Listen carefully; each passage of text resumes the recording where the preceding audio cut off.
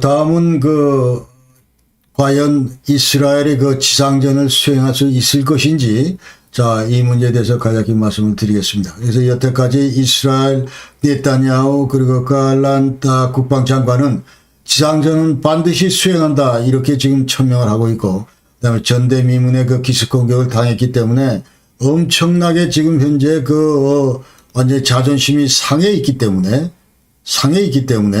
자, 이 이스라엘은 반드시 이제 지상 공격을 할 것이다 이렇게 전부 얘기하고, 여태까지 한번 당한 이스라엘은 반드시 보복한다. 이것이 이제 전통이다 이 말이죠.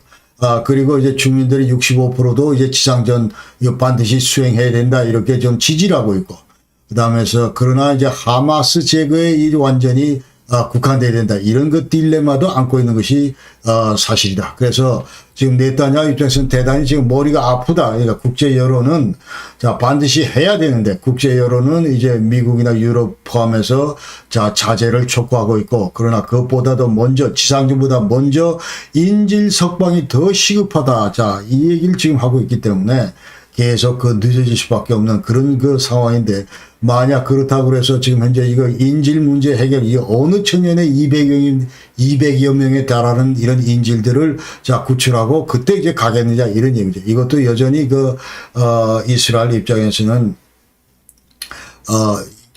그대로 말대로 이행하기가 대단히 어려운 그런 상황이다 이런 얘기를 할 수 있습니다. 그러나 저는 개인적으로 이스라엘이 반드시 지상전을 수행할 것이다 이렇게 지금 저는 생각을 하고, 그 다음에 가자 지상전 수행을 할 때 가장 걸림돌 중에 하나가 이제 가자 지구 내에 파여 있는 이런 터널이다. 지금 지하 터널이 엄청나기 때문에 이거를 지금 어떻게 파괴하느냐 이런 것들이 지금 문제다 이 말이죠. 그러니까 지금 현재 이 가자 지구내 터널 관련해서는 1979년 그 당시 이스라엘하고 이집트하고 이제 평화협정을 체결하고, 그 당시 이스라엘하고 국경도시 라파라고 지금 현재 크로싱 건무소 이 라파가 그 당시 이제 2등분으로 전부 분리가 됐다. 그러면서 그 당시에 이제 이산 가족도 생기고, 어떻게 지금 현재 국경 통과선은 한 군데인데, 자, 그러면서 경제 교류를 어떻게 또 하지? 자, 이런 차원에서 이제 그 당시에 터널을 뚫었다는 거죠. 그러니까 국경 건무소 요 하나는 제한되기 때문에, 그 다음에 자기의 이산 가족이나 이 경제 교류 이런 것들을 위해서 그 옆에다가 이제 계속 터널을 뚫었다 이런 얘기입니다. 그러다가 1987년도 인티파다 해서 무장 세력들이 이 터널을 이용한다 이런 얘기들이 전부 알려졌고, 그러면서 대외적으로 좀 소개됐다 이 얘기를 하고, 그 다음에 이 터널 개요는 80년대 초에 이미 이 터널이 있었다 이런 얘기를 할 수 있고, 그 다음에 지하 100피트다 약 한 30m, 그러니까 20m, 30m, 지하 여기에 이제 약 한 거미줄 형태로 대략 한 1300 지하 이 터널이 구축했다 이렇게 얘기를 하고 있고, 그 다음에 터널 길이는 단 500km에 달한다. 이 얘기는 야야 신와 이 사진에 보는 이 하마스 지도자가 2021년도에 이와 같은 언급을 했다. 이제 그 얘기입니다. 그리고 2007년도에 그 당시에 이제 하마스가 이제 가자 지구를 이제 통치를 하면서 그때부터 이스라엘의 가자 봉쇄가 강화가 됐는데, 자, 이런 상황에서 이제 가자 지도부들은 밀수나 운송 경로 이런 것들을 지하화 네트워크화 해야 되겠다 해서 더욱더 터널을 이제 강화를 했다 그 얘기를 할 수 있고, 그러면서 지난 20년 동안 이 규모가 훨씬 더 확대가 됐고, 이제 전기도 달고 전등도 달고, 그 다음에 이제 궤도 이런 시설들도 전부 해놔서, 근데 간단한 이런 열차, 이 궤도 열차 이런 것들이, 차량들이 전부 움직일 수 있도록 그렇게 했다. 이제 그런 얘기입니다. 그리고 지금 현재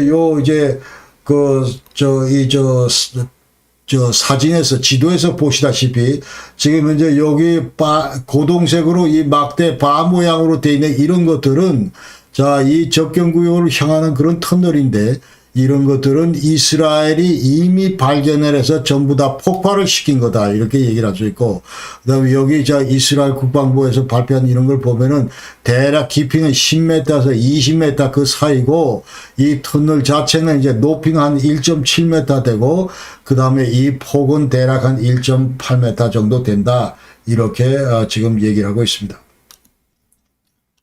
그리고 2014년도 그 당시에 그 이제 하마스하고 전쟁을 할 때, 자, 이스라엘 군 공격을 위해서 접경 지역에 이제 터널을 굴착을 했는데, 이런 것들이 전부 다 이제 발견이 됐다. 그 얘기를 할 수가 있습니다.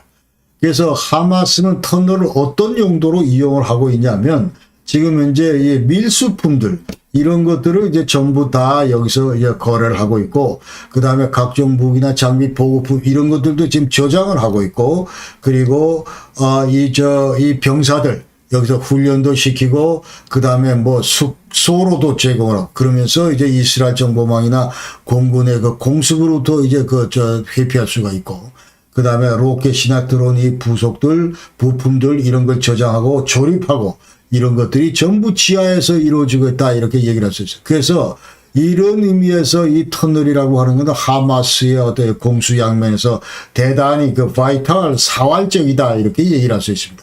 그래서 이스라엘 군대는 2014년 전쟁을 할 때 하마스하고 이미 이제 지하 이 터널 작전하는 거 대단히 어렵다 하는 걸 이미 경험했다. 이 얘기를 이제 랜 코퍼레이션에서 얘기를 한다. 그 당시에 이스라엘 군들은 작전할 때 터널을 발견하기도 어렵고, 설사 발견했다 그래도 그 속에 들어가서 파이팅 싸우기도 어렵고, 그 다음에 이거를 최근에 어떻게 파괴해야 될지 이것도 어렵고, 그래서 대단히 그 많은 어려움을 겪었다 이런 얘기를 하면서 또 지하 내에서 매복하고 그 다음에 부비 트랩 그 여러 것들 설치되어 있기 때문에 이런 것들도 대단히 위험하고, 자, 이와 같은 경험들을 이미 했기 때문에, 자, 해서 이스라엘은 지금 터널 워페어, 이 터널 작전, 이거를 이제 어떻게 여태까지 이제 발전시키고 있냐 하면은 우선 뭐 지상 공수 작전 이런 것들은 계속 해야 되고, 그다음에 접근 지점은 이제 봉쇄해야 되고 이건 맞고, 그러나 가자 그 접경 지역 전 구간에다가 지금 이스라엘은 자 뭐를 설치하면 센서 equip underground anti-tunnel barrier, 자 이런 걸 했다. 그러니까 센서가 달려 지하 내, 그러니까 저쪽 그 하마스 군대가 하마스 진영이 자 이 가자 지역 이쪽에서 이스라엘로 이제 땅굴을 파서 못 들어오도록 그 땅굴 내에 이미 지하 내에 이제 안티 터널을 못 파도록 그런 어떤 다시 벽을 구축해 놨다 그 얘기. 그 다음에 두 번째는 자 지하 터널에서 예컨대 지금 싸울 수 있고 뭐 또 여러 지도들도 뭐 이런 것들을 파악하고 뭐 이런 것들을 하기 위해서는 자, 이 로봇가 전부 이런 것들을 수행할 수 있도록 해야 되겠다. 그래서, 자, 이런 것들 터널을 이제 발견하고, 그 다음에 터널을 이거 완전히 파괴하고, 뭐, 이런 일들을 전부 앞으로는 사람이 안 하고 로봇을 시키겠다. 이런 이제 기술들을 발전시켰고, 그 다음에 유일하게 지금 현재 이게 파괴시킬 수 있는 것은 방크바스타인데, 이 탄을 이용했을 때 이제 파생되는 문제는 자, 민간인 피해가 발생한다. 이제 이 얘기입니다. 그래서 하마스가 교묘하게 의도적으로 모든 그 민간 인프라가 있는 그 밑에다가 지금 집중적으로 터널을 좀 구축해 놨기 때문에 자, 이게 대단히 어렵다. 터널을 만약 때린다. 자, 하면 이건 전부 다 그대로 그 민간 시설로 이제 전부 다 저 민간 시설이 이제 함께 그 파괴될 수밖에 없다. 이제 그 민간 피해가 생길 수밖에 없다. 이제 그 얘기를 지금 하고 있는 거예요. 그러면서 요번에 한 200여 명의 그 민간인 그 인질들도 지금 현재 전부 지하철 내에 이제 수용이 돼 있다. 그 얘기를 하는 거예요. 그래서 이 하마스 대변인 직접 이제 발표를 한 겁니다. 그러니까 여러 가지로 지금 이제 어렵다 그런 얘기를 할 수 있고,